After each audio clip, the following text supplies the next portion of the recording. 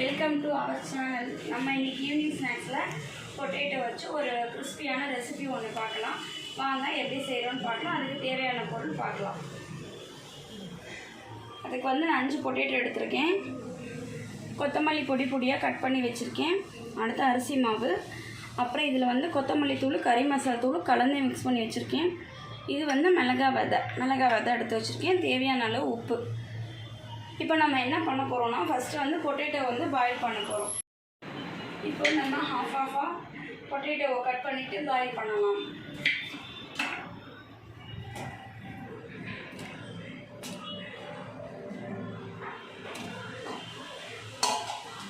லைட்டாக சால்ட் போட்டுக்குவோம்.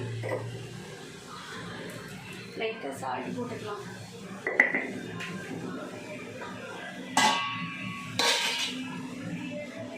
இப்போ பொட்டேட்டோ பாயில் ஆகிட்டுருக்கு. பாயில் ஆனோடனே பார்க்கலாம். பாருங்கள், உருளைக்கிழங்கு வெந்துருச்சு, எடுத்துட்டோம். இப்போ தோல் எல்லாம் ரிமூவ் பண்ணிக்கலாம். பாருங்கள், இப்போ நம்ம உருளைக்கிழங்கெல்லாம் பாயில் பண்ணி தோல் எடுத்துகிட்டு வந்துட்டோம்.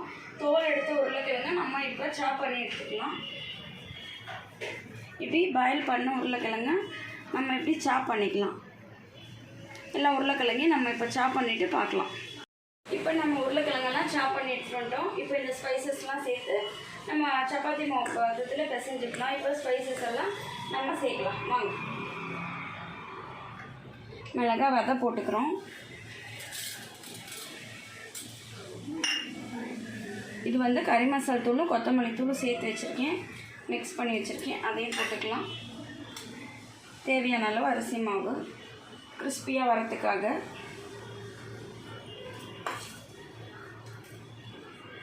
நறுக்கின கொத்தமல்லி,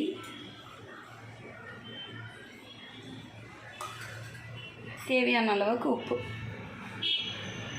இதுக்கு மட்டும் போட்டுக்கலாம். ஆல்ரெடி நம்ம உருளைக்கிழங்கு போட்டோம். இப்போ நல்லா சப்பாத்தி மாவு பதத்துக்கு நம்ம எப்படி பிசைஞ்சுக்குவோம்.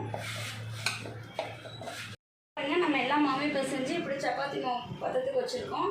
இப்போ வந்து நம்ம வந்து இது வந்து ஒரு 2 உருண்டையாக உருட்டிக்கலாம். அப்படி 2 உருண்டையாக உருட்டி ஒரு உருண்டையை மட்டும் வாங்க பார்க்கலாம். இப்படி கையில் வச்சு இப்படி தேய்ச்சி விட்டுக்கலாம். ஒரு ஷேப் வர அளவுக்கு, இப்படி மாவெல்லாம் ஒன்றா இருக்க மாதிரி ஒரு ஷேப் வர அளவுக்கு தேய்ச்சி விட்டுக்கலாம். பாருங்கள், நம்ம இப்போ பொட்டேட்டோவெல்லாம் இது மிக்ஸ் பண்ணிவிட்டு இப்படி வந்து நம்ம 2 பவுலாக எடுத்து வச்சோம் இல்லைங்களா, 2 உருண்டி, அதை வந்து இப்படி உருட்டி எடுத்துட்டேன். இப்போ இதை நம்ம பீசஸ் போட்டுக்கலாம். இப்படி ஒரு அளவுக்கு பீசஸ் போட்டுக்கோ ரெண்டையுமே.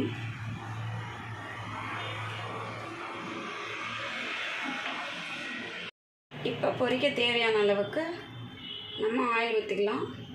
ஆயில் சூடாகிட்டு இருக்கட்டும். இந்த ஃபோக் ஸ்பூன் வச்சு நம்ம டிசைன் கொடுத்துக்கலாம். லைட்டாக ப்ரெஸ் பண்ணி விட்டுக்கலாம்.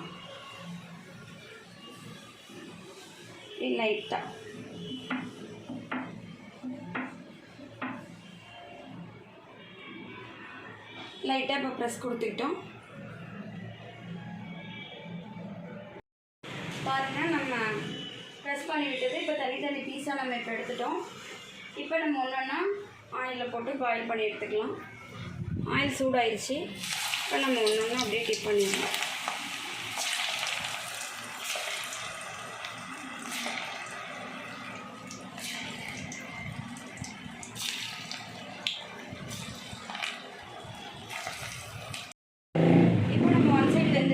அடுத்த பக்கம் நம்ம திருப்பி போட்டுக்கலாம்.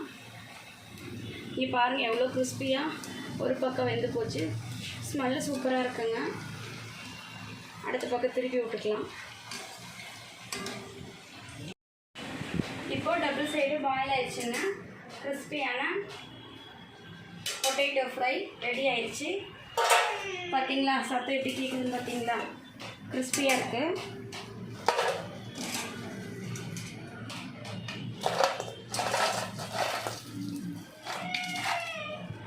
பாருங்கள், பொட்டேட்டோ கிறிஸ்பி ஃப்ரை ரெடி ஆயிடுச்சு. எல்லா பொருளும் போட்டு எப்படி இருக்குது பாருங்கள். கறி மசாலா தூள்லாம் போடுறோம், கலர் சேஞ்ச் ஆகிருக்கு. இப்போ இதுக்கு வந்து நம்ம டொமேட்டோ சாஸ் வச்சு சாப்பிட்டோம்னா செமையாக இருக்கும். எப்படி இருக்குது என்னன்னு பார்த்துட்டு நீங்களும் செஞ்சு பார்த்துட்டு கமெண்ட்டில் சொல்லுங்கள். ஓகேங்க, பாய்ங்க.